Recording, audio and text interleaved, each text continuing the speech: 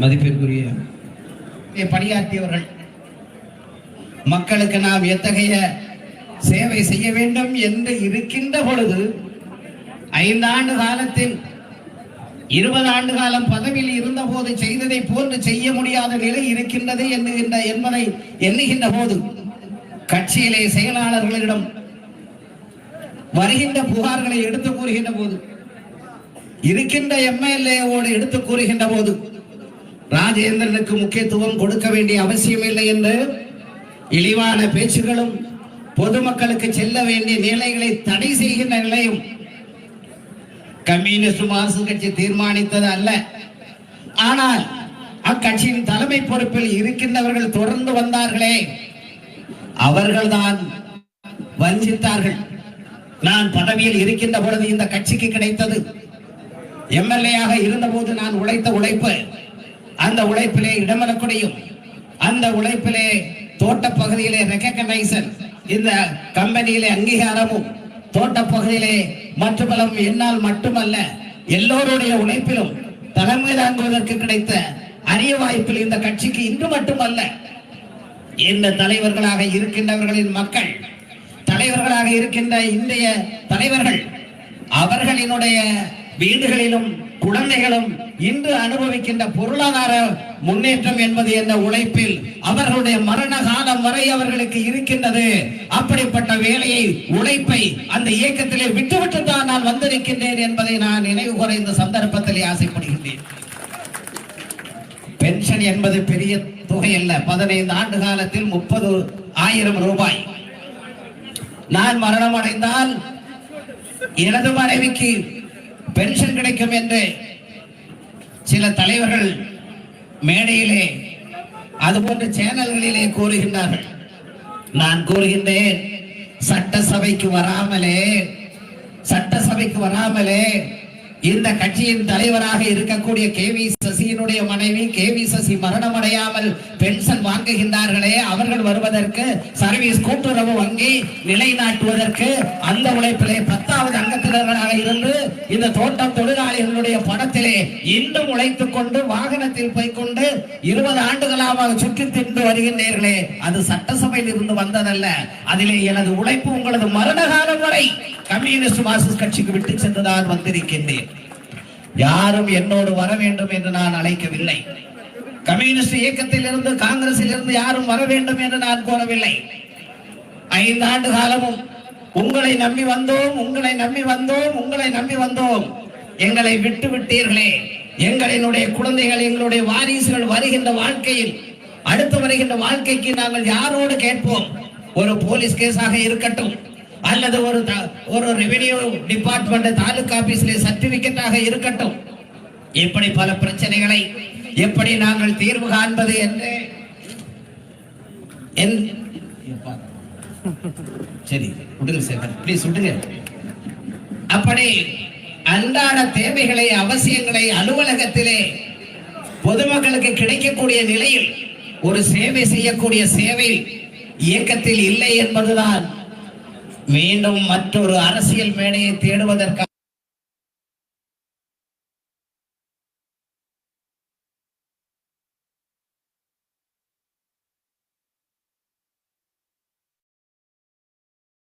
ஆண்டு காலத்திற்கு பிறகு எனது சம்பாத்தியம் மக்களினுடைய சோசியல் ஆடிட்டில் இருக்கிறது. ஒரு பதவியிலும் இல்லாத கட்சி தலைவர்கள் இந்த 40 ஆண்டு கால அவர்களுடைய செல்வாக்கும் சொத்தும் என்ன என்று சோசியல் ஆடிட் இருக்கின்றது. இவை இரண்டையும் சவாலாக நமது மதிப்பிற்குரிய மாநில தலைவர் அவர்களோடு நாங்கள் இதுவரை எதுவும் எங்களுக்காக கேட்கவில்லை. ஆனால் ஈடி வர வேண்டும் என்று நான் இப்போது கோரிக்கை வைக்கின்றேன். இங்கு இருக்கின்ற மக்கள் முதலில் தேடுவது ஈடியை தான். மூணாறு சர்வீஸ் கோஆபரேட்டிவ் பேங்கில் 4 ஆண்டுகளாக டிவிடெண்ட் கொடுக்கவில்லையே, நான் என்ன செய்தேன் அந்த கட்சிக்கு என்பதை பாருங்கள். நான் வஞ்சிக்கவில்லை, கட்சியை நான் வஞ்சிக்கவில்லை. நான் 4 காலம் அதனுடைய டிவிடெண்ட் கொடுக்காமல் இருக்கின்றீர்களே, அதை பாருங்கள்.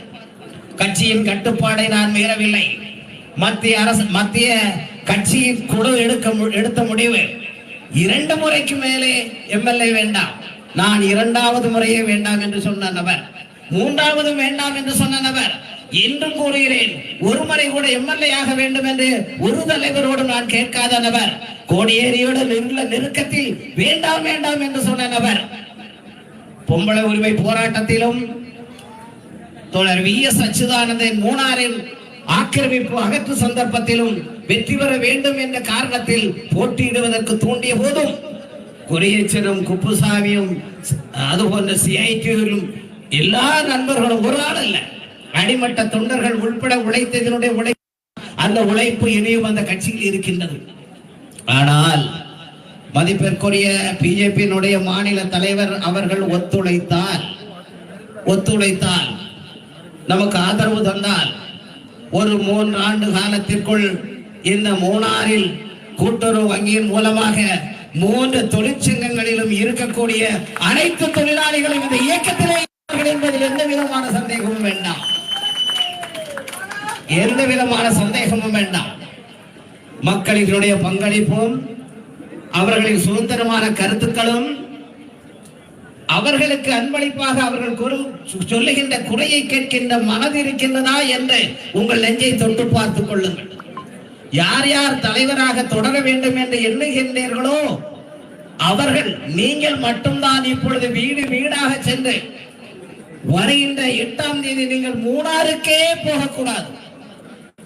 சுதந்திர இந்தியா 70 ஆண்டு காலத்தை கடந்ததற்கு பின்போ எப்படிப்பட்ட ஆணையம் பிறப்பிக்கப்படுகின்றது என்பதை எண்ணி பார்க்க வேண்டும். தோட்ட பகுதியிலும் சரி, விவசாய பகுதியிலும் சரி, ஆதிவாசி பகுதியிலும் சரி, இன்னும் நீங்கள் மூணாருக்கு போகக்கூடாது, ராஜேந்திரன் கூட செல்லக்கூடாது, குருநாதன் கூட செல்லக்கூடாது. அந்த கட்சி உங்களை ஏமாற்றிவிடும். நாங்கள் இந்த கட்சியை தேர்ந்தெடுப்பதற்கான காரணம் என்ன? 5 கிலோ சாக்கில் 5 கிலோ பையில் 5 கிலோவிற்கு தகுந்த பொருளைத்தான் எடுக்க முடியும், சந்தேகம் வேண்டாம். தோட்ட பகுதியில் நான் பிறந்ததும் நான் வசித்ததும் எல்லாம் தோட்ட பகுதியில் இருக்கக்கூடிய லைன்ஸ் வீட்டில் தான். 1900க்கு முன்பாக, கிட்டத்தட்ட 150 ஆண்டுகளுக்கு முன்பாக பிரிட்டிஷ்காரன் கட்டி வைத்த அந்த வீட்டில் நானும் எனது குழந்தையும் என் குழந்தையினுடைய குழந்தைகளும் இப்போதும் படுத்து உறங்குகின்றோம். எப்போது வேண்டுமானாலும் இடிந்து விடலாம். இதற்கான முடிவு இப்போது இருக்கின்ற இடதுசாரிக்கோ வலதுசாரிக்கோ செய்ய முடியாது என்பது உறுதியான ஒரு விஷயம். பிளான்டேஷன் பகுதியில், தோட்ட பகுதியில்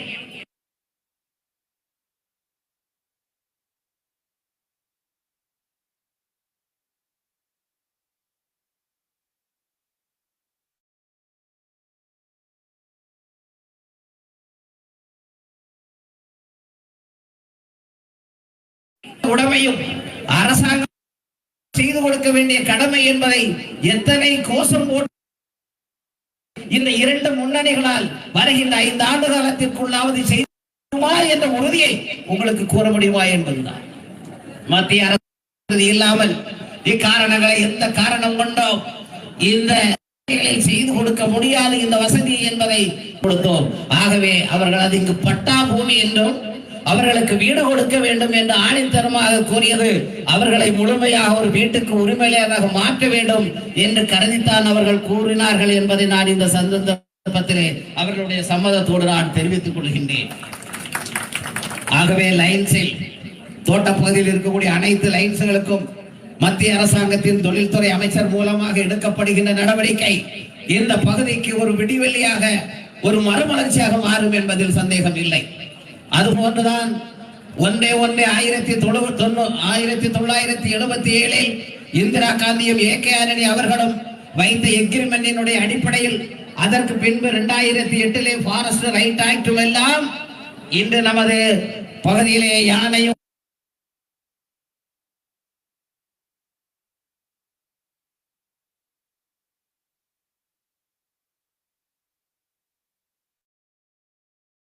பட்டா பூமியை ஃபாரஸ்ட்காரர்கள் ஆக்கிரமிப்பு செய்கிறார்கள், விவசாயம் செய்ய முடியவில்லை.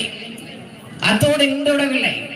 ராஜாக்களுடைய காலத்தில் போட்ட ரோடுகள், அந்த ரோடுகளை செப்பனிடுவதற்கு கூட ஃபாரஸ்ட் சம்மதிப்பதில்லை. அப்படி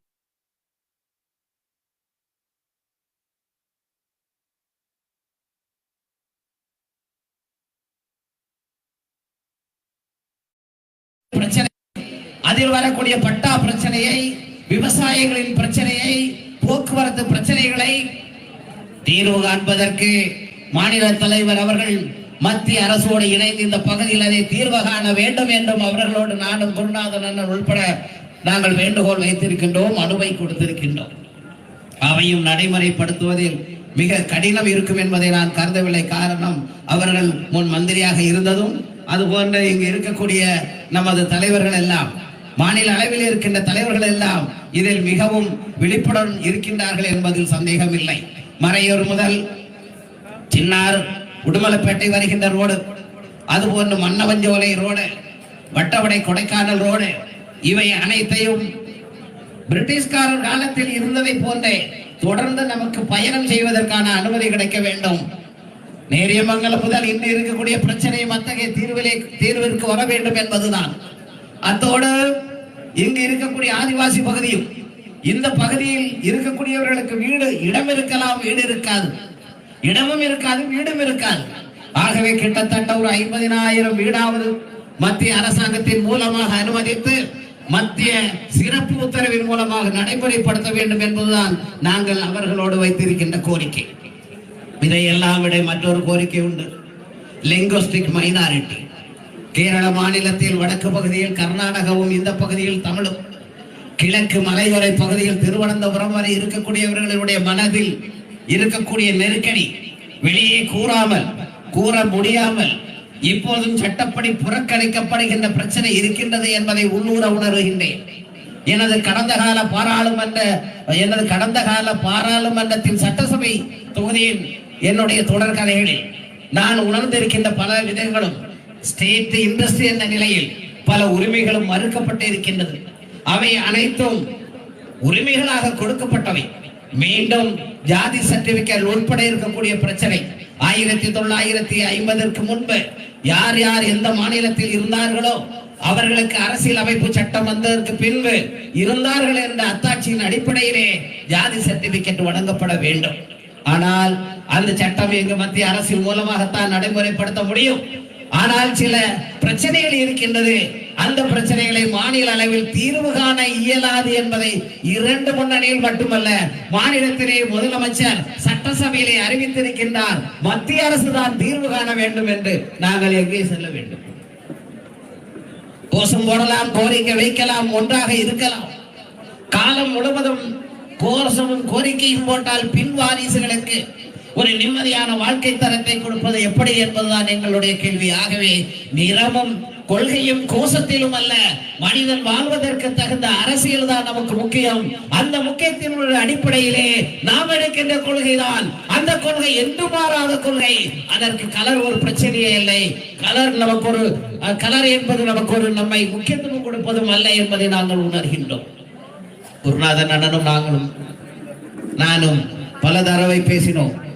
காங்கிரசிலும் தலைவர்கள் இருந்தார்கள் எங்களோடு பேசுவதற்கு. ஆனால் கட்சி மாறுவதற்கு என்பது மனதிலே மிகப்பெரிய தைரியம் வேண்டும், மிகப்பெரிய தைரியம் வேண்டும். கட்சி, அதுவும் கேரளாவை பொறுத்தளவில் கம்யூனிஸ்டில் இருந்து பிஜேபிக்கு செல்லுகின்றார்கள் என்பதால் அது மிகப்பெரிய மார்க்கெட்டிங். பிஜேபிக்கு மார்க்கெட்டிங். சிபிஐயும் எம்மும் தலைவர்கள் சில அறிவிப்பு கொடுத்திருக்கின்றார்கள், கட்சியில் இருந்து நீக்கப்பட்டவர்கள் என்று. தெரியாமலும் புரியாமலும் அறிக்கை விடுவது வினோதம். எங்களை யாரும் நோட்டீஸ் அடித்தோ வெளியேற்றுகின்ற அறிக்கை கொடுத்தோ செய்யவில்லை, செய்ய முடியாது. எங்களுக்கு பிடிக்கவில்லை. நாங்கள் உறுப்பினர் கார்டை புதுப்பிக்கவில்லை. எங்களுக்கு அங்கத்துவம் வேண்டாம் என்று நாங்கள் நிறுத்திக் கொண்டோம். அங்கத்தினர் உரிமை இருந்தால் மட்டும்தான் சஸ்பெண்ட் செய்வதற்கோ நடவடிக்கை எடுப்பதற்கோ நீக்கம் செய்வதற்கோ எந்த ஒரு கட்சிக்கும் உரிமை இருக்கின்றது. நாங்கள் அந்த இடம் கொடுக்கவில்லை. காரணம் என்ன? 10-15 ஆண்டு காலமாக சட்டசபை உறுப்பினராக இருக்கின்ற போது ஒரு மனதிற்குள் மட்டுமல்ல, கட்சிக்கு உள்ள கருத்து வேறுபாடுகளினுடைய போராட்டம் தொடர்ந்து கொண்டே இருக்கின்றது. மாணவராக இருக்கின்ற போது ஜீவரதன் நிம்மதியாக மரணம் அடையவில்லை, சுந்தரமாணிக்கம் நிம்மதியாக மரணம் அடையவில்லை, மனோகரன் நிம்மதியாக மரணம் அடையவில்லை, எஸ் பால்ராஜ் நிம்மதியாக மரணம் அடையவில்லை, மாணிக்கம் நிம்மதியாக மரணம் அடையவில்லை. யாரோ ஒருவர் அவர்களை நெருக்கிக் கொண்டே இருக்கின்றார்கள் என்ற உணர்வு இவர்கள் அனைவர்களுடைய மன குமர்களை எல்லா நேரங்களிலும் நான் நேரடியாக என்னோடு பகிர்ந்து கொள்வதற்கு மட்டும்தான் அவர்களுக்கு உரிமை இருந்தது. காரணம், நான் உள்ளதிலே இளம் வயது. கட்சிக்குள் இருக்கின்ற நெருக்கடிகள், கட்சிக்குள்ளே புறக்கணிப்பு, இவர்களுடைய பேச்சுக்கு மதிப்பில்லாதவை, இவர்களை வறுமையிலோ அல்லது நெருக்கடியிலோ இவர்கள் உட்படுத்துவது, குற்றம் சாட்டுவது, மன நிம்மதி இல்லாமல் தொடர்ந்த வாழ்க்கையை கொண்டு போனார்கள். என் மனோகரனுடைய மறைவில் இந்த தலைவர்கள் எத்தனை பேர் பங்கெடுத்தார்கள் என்பது எனக்கு தெரியும். ஒரு கட்சியின் தலைவராக இருந்த ஒன்றுமில்லாமல் இருந்த காலத்தில் அங்கீகாரம் வந்ததற்கு பின்பும், ஆகவே யூனியன்களையோ கட்சியோ யாரையும் நான் குறை கூற விரும்பவில்லை என்றாலும் அக்கட்சியினுடைய தலைவர்கள் நடந்து கொண்ட முறையினுடைய விதிமுறையில் அடிப்படையில் எனக்கு புரிந்து கொண்டதும் தெரிந்து கொண்டதும் எதிர்கேள்வி கேட்டதினுடைய அடிப்படையிலே அவர்கள் எனக்கு ஒரு இலக்கு நிச்சயிச்சார்கள் என்பது மட்டும் எனக்கு 2010 நினைவுக்கு வந்தது. இந்த தலைவர்களுக்கெல்லாம் இலக்கு நிச்சயிக்கின்ற போதும் எனக்கு நன்றாக தெரியும், எனக்கும் இலக்கு நிச்சயித்து விட்டார்கள் என்பதும் எனக்கு நன்றாக தெரியும். பொம்பளை உரிமை போராட்டம் நடந்தது, எல்லோரும் டிவியில் பார்த்திருப்பீர்கள். செருப்பு வைத்து அடிப்பதற்கு ஓடி வந்த நான் வேண்டுமானாலும் அவர்களை போன்று ஒளிந்திருக்கலாம். ஆனால் தோட்டம் தொழிலாளிகளின் மத்தியில் அவர்களோடு அவருடைய பிரச்சனையை தீர்வு காண்பதற்கு அன்றம் குட்டியார் வேலையை போன்ற நிகழ்வுகளை நடத்தியவர். 15 ஆண்டு காலத்தில் 5 ஆண்டுகள் மட்டும்தான் அரசாங்கத்தினுடைய சலுகை இந்த பகுதிக்கு கொண்டு வர முடிந்த காலம். மீதி காலங்கள் எல்லாம் 3 ஆண்டுகள் தேர்தலில் போகும். 15 ஆண்டுகளில் 9 ஆண்டு காலம் தேர்தலில் போகும். ஆகவே குறுகிய காலத்தில் குறுகிய சேவை செய்ய முடிந்தது. மீதம் உள்ளவையை செய்வதற்கான சூழ்நிலைகளும் அதற்கு தக்க நிலைகளும் இங்கு இல்லை என்பதுதான் உண்மை. எப்படி இருந்தாலும் முன்னோர்களினுடைய வாழ்க்கை தரமும் அவர்களுடைய மன நெருக்கடியும் அவர்களில் இருந்து நான் ஏற்றுக்கொண்ட பாடங்களும் கட்சியில் இருந்த என்னுடைய அனுபவங்களும் எனக்கு ஏற்பட்ட வேதனைகளும் இதை எல்லாம் 5 ஆண்டு காலம் நிரந்தரமாக நான் அமைதியாக வைத்திருந்தேன். இப்போதும் அமைதியாக உறங்குகிறேன். என்னுடைய சுற்றுப்புற நண்பர்கள், இங்கு மேடையிலே என்னோடு வந்தவர்கள், இனியும் வராமல் இருக்கின்றவர்கள், போகக்கூடாது என்று கேட்டவர்கள், போகக்கூடாதா என்று நினைத்து ஊரை விட்டு வெளியே போனவர்கள், இனியும் ஆதரவாக கூறிக்கொண்டிருக்கின்றவர்கள் எல்லாம் 5 ஆண்டு காலமும் சொன்னார்கள், இந்த அனுபவத்தை வீணாக்காதீர்கள், அனுபவத்தை வீணாக்காதீர்கள். உங்களுக்கு தகுந்த ஒரு கட்சியை தேர்ந்தெடுங்கள், நாங்கள் வருகிறோம். அது எதுவாக இருந்தாலும் சரி. கண்ணாடியில் முகம் பார்ப்பது போன்ற அவர்களின் சொற்களும் செயல்களும் எங்களது காதில் விழுந்தது. எல்லா சந்தர்ப்பங்களிலும் உடனே பயணித்தவர்கள், ஒன்றாக பயணித்தவர்கள். கொலை நடந்த சந்தர்ப்பத்திலும் சரி, கலாட்டா நடந்த சந்தர்ப்பத்திலும் சரி, யாரும் இல்லாத சந்தர்ப்பத்திலும் சரி, வனவிலங்குகளின் முன்பிலும் சரி, தனியாக நடந்து சென்ற சந்தர்ப்பத்திலும் சரி, நான் இருக்கிறேன், நாங்கள் இருக்கிறோம் என்று மனபலம் தந்தவர்கள் இங்கு வந்திருக்கின்றவர்கள் ஒரு 10% மட்டும்தான் வந்திருக்கின்றார்கள். 10%. யாரையும் சென்று நாங்கள் வீடுகளிலே வாங்கல் என்று கூறவில்லை. ஆனால் இந்த ஒரு மாத காலமாக என்று நாங்கள் பிஜேபியினுடைய மாநில தலைவரை சந்தித்து அது வார்த்தையாக செய்தியாக வெளிவந்த நாள் முதல் அதற்கு பின்பு பிப்ரவரி மாதத்தில் இப்படிப்பட்ட நிகழ்ச்சி வந்தது என்று அறிவிப்பு கொடுத்த நாள் முதல் வீடு வீடாக இந்த யூனியனுடைய தலைவர்கள் எல்லாம் போகக்கூடாது என்று தலைவாசல் விதித்தது இப்போதுதான். தொழிலாளர்களோடு அன்போடு பேசியதும் இப்போதுதான். தொழிலாளர்களின் முகத்தை பார்த்ததும் இப்போதுதான். மூணாருக்கு நேரம் செலவழித்ததும் இப்போதுதான். எங்களுக்கு இருக்கின்ற கனவுகள் அல்ல, நடத்தி முடிக்க முடியும், இதை செய்து கொடுக்க முடியும் என்று எங்களுக்கு அவருக்கும் ஒரு ஆளுமை இருக்கின்றது, குருநாதன் அவர்களுக்கும் செய்து பழக்கம் இருக்கின்றது, அவரினுடைய அனுபவங்கள் இருக்கின்றது. நானும் அதுபோன்று கடந்து வந்திருக்கின்றேன். பிஜேபியினுடைய தலைமையின் உதவி இருந்தால் இந்த பகுதியில் குறிப்பிட்டதை போன்று மிகப்பெரிய மாற்றம் கொண்டு வர முடியும் என்பதில் எந்த விதமான சந்தேகமும் இல்லை. ஆகவே என்னை அறிந்தவர்களும் சரி, என்னை புரிந்தவர்களும் சரி, நான் புரிந்து கொண்டவர்களும் சரி, அவர்களுக்கும் அவர்களுடைய குழந்தைகளுக்கும் குழந்தைகளினுடைய குழந்தைகளுக்கும் என்ன செய்து வைத்தாய், உன்னுடைய குழந்தைக்கு என்ன செய்து வைத்தாய், 10 ஆண்டுகளுக்கு பின்பு உன்னுடைய வாரிசினுடைய நிலை என்ன, எந்த அரசியல் உனக்கு உதவும்? பிடிவாத அரசியல் அல்ல, விட்டுக் கொடுக்கின்ற அரசியல், ஏற்றுக்கொள்ளக்கூடிய அரசியல். உனக்காக இல்லை, நீ அனைத்தையும் என் குழந்தைக்காக இழந்தேன் இழந்தேன் இழந்தேன் என்று சொன்னாலும் நீ இழப்பதற்கு சுய கௌரவம் அல்ல, குழந்தைகளினுடைய எதிர்காலத்திற்கு நீ விட்டுக் கொடுக்க வேண்டியது உனது வாழ்க்கை என்றால் அப்படி விட்டுக் கொடுத்ததுதான் நாங்கள் இருவரும். எங்களுக்கு அரசியலில் பிடிவாதம் இல்லை, ஆனால் நாங்கள் ஏற்றுக்கொண்ட வேலையை, நாங்கள் ஏற்றுக்கொண்ட கொள்கை இல்லாதவர்களுக்கு எப்படியாவது வாங்கி கொடுத்தாக வேண்டும் என்ற நிலைதான் எங்களது நிலை. அதை வாங்கி கொடுக்க வேண்டும்.